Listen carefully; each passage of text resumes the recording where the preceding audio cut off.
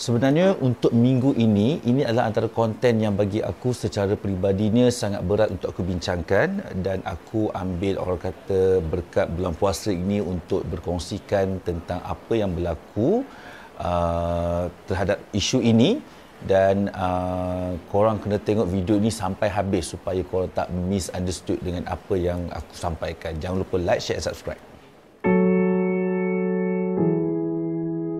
Assalamualaikum dan salam sejahtera. Selamat menyambut Ramadan, dan ini merupakan first video aku yang aku tiba-tiba ada mood nak buat bulan Ramadan ni. Seperti mana sebelum ni aku cakap, aku tengoklah bergantung pada mood aku kan.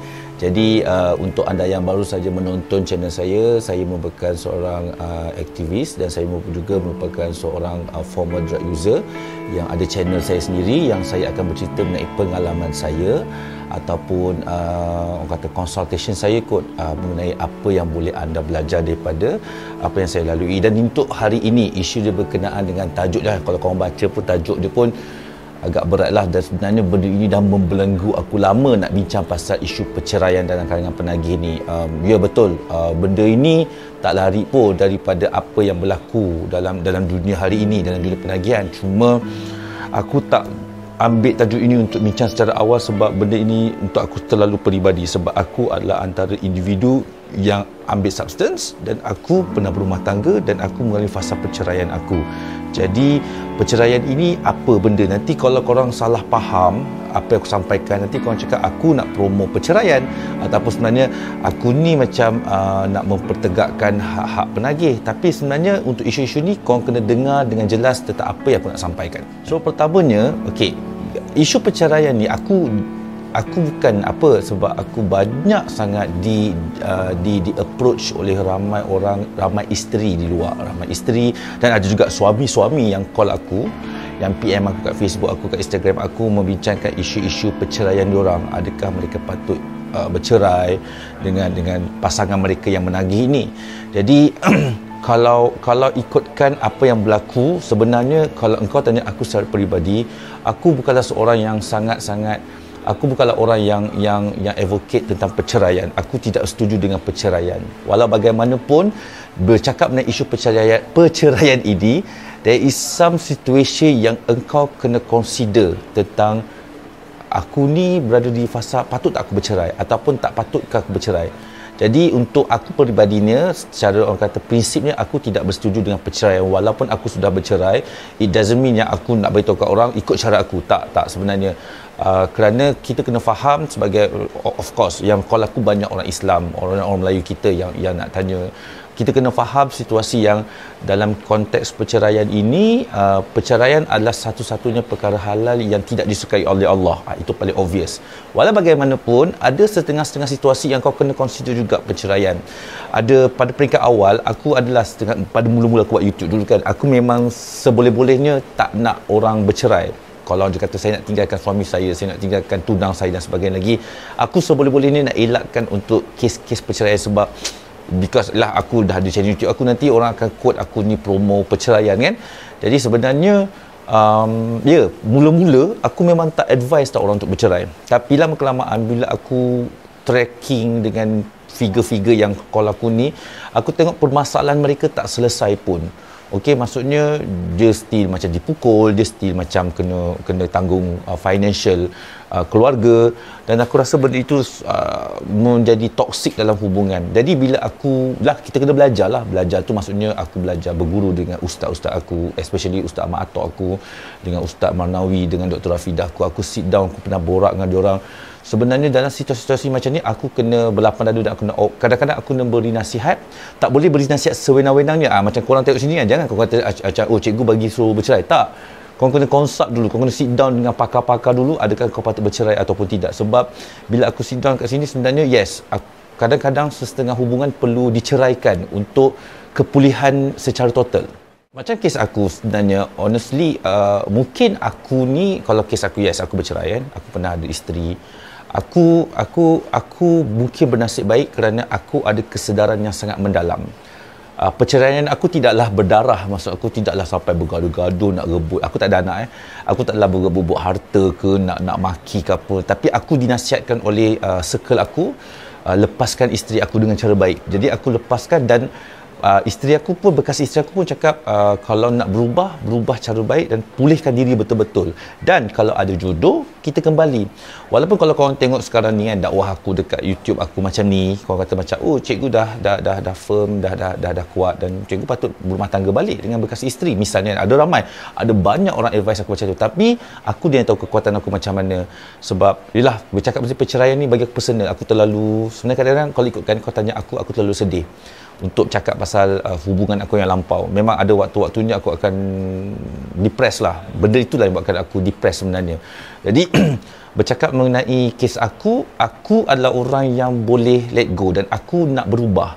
Kadang-kadang ada setengah hubungan ni pasangan diorang tak nak berubah. Maksudnya pasangan diorang ni perlu macam pasangan diorang tu hanya macam dalam berada satu situasi, dia ada isteri misalnya kan, dia tahu isteri dia tanggung dia macam biawak hidup kat rumah. Aku pernah berada di fasa itu sebenarnya, biawak hidup kat rumah, dia kata biarlah ni semua nak apa jadilah sampai tak. Sebenarnya situasi penagih itu berada dalam keadaan yang terlalu selesa. Dia yakin yang isteri dia tidak meninggalkan dia yakin yang hubungan itu adalah kalau bercerai pun bercerai lah. Tapi implikasi pada emosi tu dia tak hadapi lagi, dia tak rasa lagi. Tipulah dulu masa zaman aku menagih dulu, aku pun pernah juga terfikir baik aku bercerai je lah, aku bercerai pun tak ada apa-apa lah, aku boleh survive. Tapi sebenarnya bila engkau berada dalam keadaan yang sihat, normal macam ni, sebenarnya engkau dibelenggu tau. Dibelenggu ni bukan dihantui tau. Kau dibelenggu ni adalah, bagi aku selama-lamanya, kau adalah satu penyesalan seumur hidup. Jadi kadang-kadang ada setengah isteri kata macam, saya ni dah tahu suami saya ni saya nak bercerai, tapi itulah suami saya. Okay, so pertamanya untuk kes-kes macam ni, kalau korang ada partner macam ni, tolong kenal pasti partner korang ni willing to change ataupun tak. Kalau kes bercerai lah, kalau dia rasa macam yes dia nak berubah, dia kata ya abang nak berubah tapi abang tak ada kekuatan, korang kena do something. Sebab ini di bawah tanggungjawab korang juga. Maksudnya sebagai seorang partner, korang kena buat something. Sebab kadang-kadang dia lemah. Institusi keluarga pun macam, jelah kadang-kadang kita faham, kita tak tahu tau, masalah penagihan ni karakter dia sangat unik. Kau tak boleh cakap, kau tak boleh pukul rata semua masalah sama, tak. Bila partner korang declare macam, okey abang sebenarnya nak berhenti sangat, abang nak sangat tengok anak-anak abang berjaya, besar dan sebagainya lagi, tapi abang tak ada kudrat, abang tetap nak menagih, abang tetap habiskan duit abang dekat benda-benda macam ni. Korang sebagai partner, korang kena support diorang untuk berubah. Dengan cara apa? Dapatkanlah rawatan ke pusat-pusat ke, ataupun kau do something lah, buat something untuk ubah.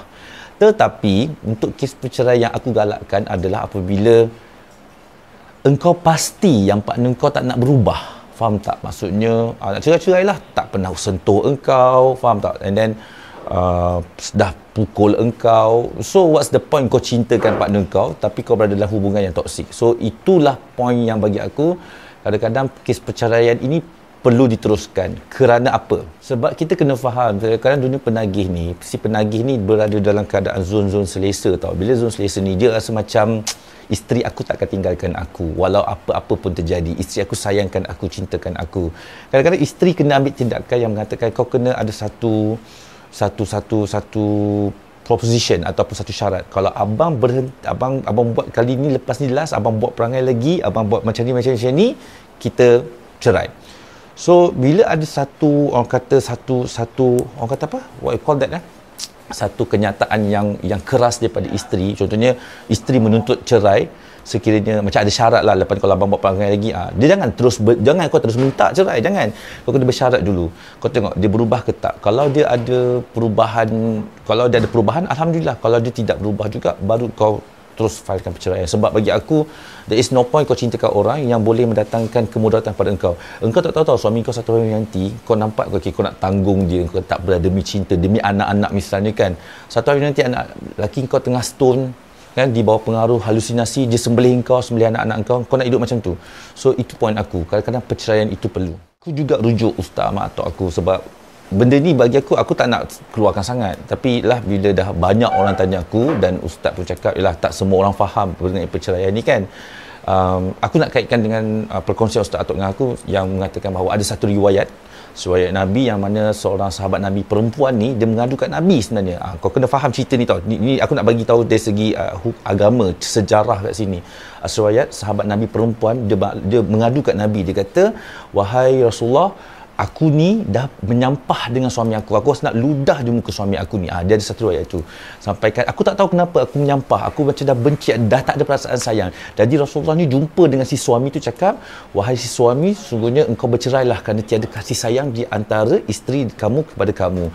Jadi kau nampak tak, dalam kes ini bukan kes dadah sekalipun Nabi suruh bercerai sebab perasaan benci dan tak ada apa-apa perasaan kan. Tapi kalau dah macam mudarat macam ni, aku rasa korang kena consider. Perceraian bukan bererti korang gagal. Tidak. Berdosa ke bercerai? Aku tanya soalan korang kat, aku tanya soalan korang kat korang. Aku kat korang. Bercerai ni berdosa ke? Bersalah ke? Kalau perceraian itu boleh membawa diri korang lebih rapat dengan Allah atau membuatkan korang punya hidup lebih baik, why not? Dan kena ingat, perceraian kadang-kadang kau memisahkan diri engkau dan si Fulan. Maksudnya penagih dan sebagainya lagi. Korang kena faham yang dalam kes ini kita kena ubah yang penagih ni perlukan sesuatu, orang kata hit tau, untuk dia berubah. Jadi itulah yang aku nak sampaikan dalam message konten kali ini. Okey, tampaknya aku rasa sampai sini sajalah cerita aku. Aku tak cerita lebih sebab aku takut, sebab benda ni bagi aku kalau aku cerita lagi personal, dia akan keluar banyak cerita lagi kan. Jadi sampai sini saja untuk perkongsian aku. Jangan lupa like, share, subscribe. Dan hari ini adalah World Health Day. Selamat Hari Kesihatan Sedunia untuk semua orang, kepada mereka yang terlibat dalam industri perubatan ni. Take care you guys. Assalamualaikum.